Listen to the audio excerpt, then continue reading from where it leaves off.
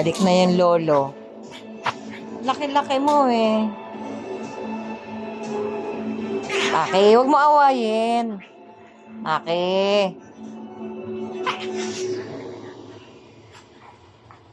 Doon na, matalim yung paan, kuko nyo. Nakaligpit na lahat para magawa ni EJ. Tumigil na. Foundation.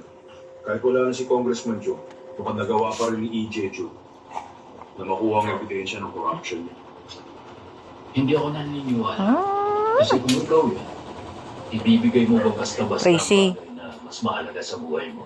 Tracy. O, dyan ka lang, wag aakyat. Tama ka. Kung ako'y tatago Si ko yan. Holly naman.